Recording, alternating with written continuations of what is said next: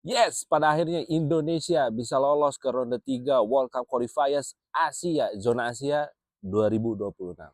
Kemenangan yang penting, harga mati, dan ini bisa menjadi sejarah pertama kalinya Indonesia bisa lolos ke ronde ketiga. Yuk kita bahas, dan ini jurnal gue.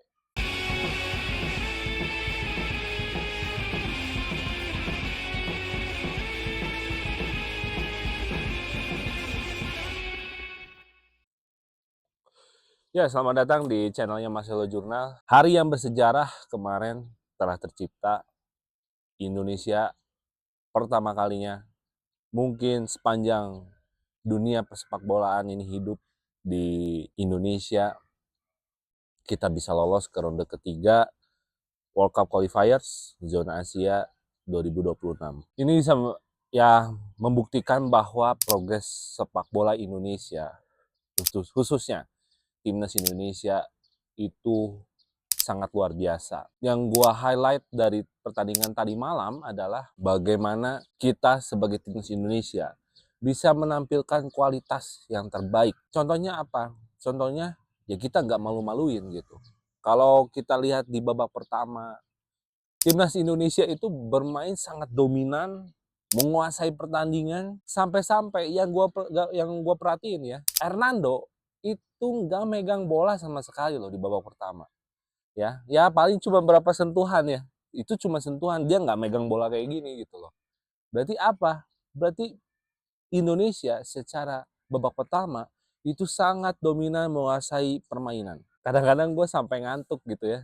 Maksudnya ini Filipina emang gak niat nyerang atau gimana gitu. Tapi kalau gue baca dari segi permainan Filipina itu sebenarnya ngincarnya tuh imbang gitu ya. Bagaimana caranya Indonesia harus ditahan imbang. Karena kalau lihat dari interviewnya pelatihnya Filipina gitu ya, ya dia mengungkapkan beberapa kali bahwa tim Indonesia ini adalah tim yang berbahaya dan patut diwaspadai. Secara kualitas juga kita tuh di atas mereka gitu kan. Jadi ya target dia nggak muluk-muluk. Pelatih Filipina itu mungkin menginstruksikan para pemainnya untuk ya udah kita cari imbang aja, minimal kita bisa nahan imbang itu udah bagus gitu loh. Cuman masalahnya dari sisi Filipina itu pertahanannya juga jelek banget gitu loh. Pertahanannya jelek banget. Udah jelas lah mereka itu bermain secara bertahan. Transisi penyerangan buruk banget. Semua telat naik gitu loh. Semua telat naik. Ketika mendapatkan transisi penyerangan, eh, bolanya langsung cepet hilang gitu aja gitu ya. Ya kadang-kadang gue sampai mikir kayak ya tuh kan hilang gitu kan, sampai dipotong gitu sama JIJ, Rizky Ridho, Justin Hubner dengan mudah gitu, karena ya mereka akhirnya apa hanya bisa melakukan dribbling tanpa ada kombinasi. Itu yang gue perhatikan dari sisi Filipina gitu. Singkat ceritanya, di babak pertama itu kita nggak apa ya, sebenarnya nggak banyak melakukan kombinasi gitu loh. Tapi lebih banyak ke bagaimana dari sisi Indonesia ini bisa memanfaatkan second line atau situasi set piece. Makanya semua gol dari timnas Indonesia itu dari sisi second line dan juga situasi set piece. Itu loh. Karena mungkin belajar dari kesalahan lawan Irak ya, terlalu banyak main kombinasi ketika fisik kita kalah gitu ya. Dan secara skill kita juga kalah gitu kan. Pada akhirnya bagaimana caranya pelajaran ketika pertandingan lawan Irak itu jangan terjadi lagi lawan Filipina. Walaupun ya gue bisa katakan sebenarnya dari segi permainan Sintayong itu lebih ke pragmatis tapi efektif. Itu yang gue suka gitu ya. Contohnya kayak Bojan Hodak di Persib lah gitu ya. Jadi memang nggak muluk-muluk gitu kan, yang nggak harus mengutamakan sepak bola indah gitu ya. Cuman bagaimana kita bisa membuktikan bahwa you must win gitu loh. Kita tuh harus menang gitu loh ya. Apalagi ini timnas, bukan klub yang bermain secara liga gitu ya. Ya makanya di konten gue sebelumnya gue bilang bahwa partai Indonesia melawan Filipina itu adalah partai harga mati gitu loh ya. Nah, Terus dari sisi perolehan gol ya, gol pertama itu dicetak oleh seorang Tom Hai. Gua tuh kadang kalau lihat Tom Hai ya, ini pemain bukan hanya mengandalkan segi intensitas, bukan dari segi fisik aja, dan bukan dari segi skill aja gitu, tapi salah satu dari semua pemain timnas yang menurut gue punya visi bermain kuat itu adalah seorang Tom Hai. Kita lihat passingnya indah banget. Beberapa kali dia melakukan crossing yang menurut gue tuh crossingnya tuh tepat gitu loh. Timingnya pas, decision makingnya oke gitu loh. Itulah seorang Tom Hai. Dan terbukti dia bisa membuktikan kelasnya ketika dia bisa mencetak gol dari tendangan jarak jauh di luar kotak penalti. Dan ini adalah suatu keberuntungan lah bagi Indonesia khususnya untuk bisa memiliki pemain sekelas Tom Hai gitu. Di gol kedua itu dicetak oleh Rizky Ridho dari umpan silangnya seorang Nathan Joaon. Ini luar biasa banget, dan ini yang istilahnya yang ingin gue sampaikan sama kalian, bahwa kita itu butuh punya pemain yang bisa seversatile seperti seorang Nathan Joaon. Kenapa? Nathan itu sangat luar biasa bagi gue. Intensitas bermainnya sangat tinggi gitu loh. Dia mampu menjaga tempo dari transisi penyerangan sampai transisi pertahanan. Nah, inilah yang harus dicontoh oleh para pemain lokal supaya ya akhirnya bisa mendokrak tim gitu loh. Dan crossingnya ya, sungguh kelas lah bagi gue gitu loh. Proses gol dari gol pertama sampai gol kedua, kalau kita yang gue harus ungkapkan lagi bahwa ya sepak bola itu harus seefektif mungkin. Mungkin dari segi kelemahan timnas Indonesia itu dari sisi penyerangan kita tuh memang nggak menggigit gitu ya. Karena memang kita nggak punya striker yang punya insting gol dan haus gol gitu loh. Ya kalau Ragnar dan juga Rafael Strike itu kan sebenarnya adalah posisi murninya adalah posisi sayap gitu loh. Jadi ya sebenarnya kita juga nggak bisa nyalahin 100%, tapi yang gue suka dari seorang Ragnar dan juga Rafael Strike, secara permainan strike dan juga seorang Ragnar Rotmangun itu bukan hanya berbicara skill, tapi bagaimana intelijensi seorang pemain sepak bola ya, gak asal nusuk, cari timing gitu kan, cari ruang kosong. Itulah yang ditampilkan ya oleh timnas Indonesia sekarang. Makanya ya gue sekarang berani berbicara bahwa sekarang Indonesia sepak bolanya adalah nomor 1 di Asia Tenggara. Terus dilihat dari laga perdananya seorang Calvi Verdong, gue melihat ada perbedaan dari Shane Patinama. Gue melihat perbedaan. Perbedaannya adalah kalau Shane Patinama itu main sedikit lebih flamboyan ya.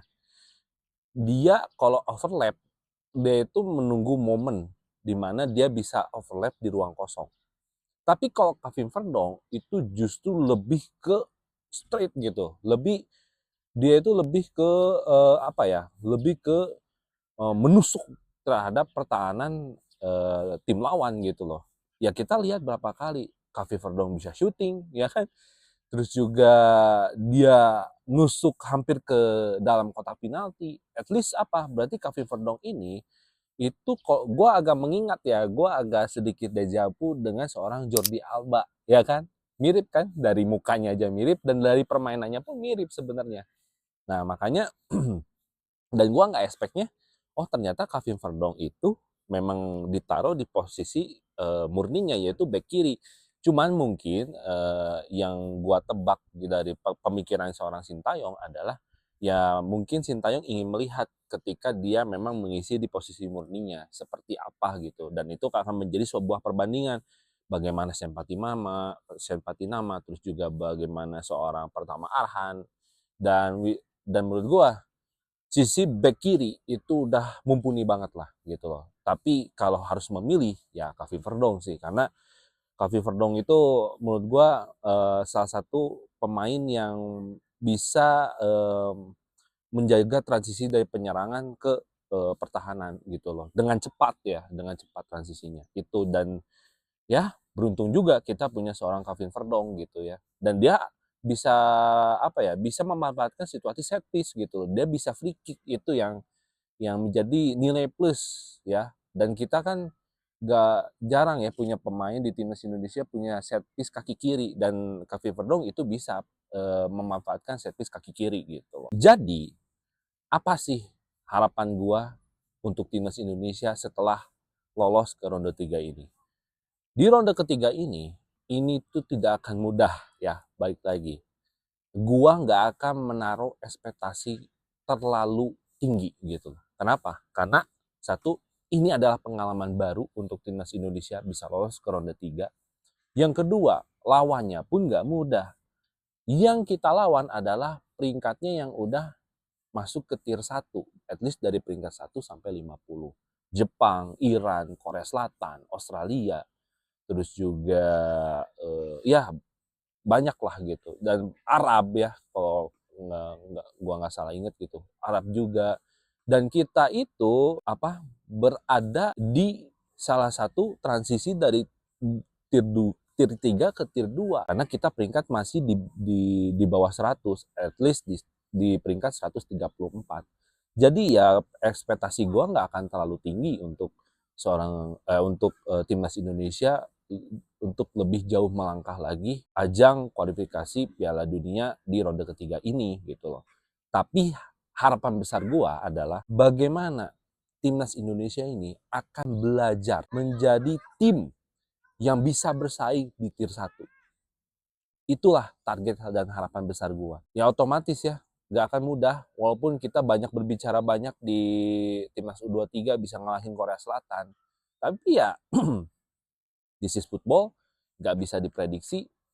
Dan gua harap mentalitas daripada pemain timnas Indonesia itu lebih tinggi lagi, lebih naik lagi gitu loh. Jadi sekarang sudah selesai dan sudah clear ya, bahwa timnas Indonesia ini targetannya bukan AFF lagi, tapi targetannya kita adalah Piala Dunia.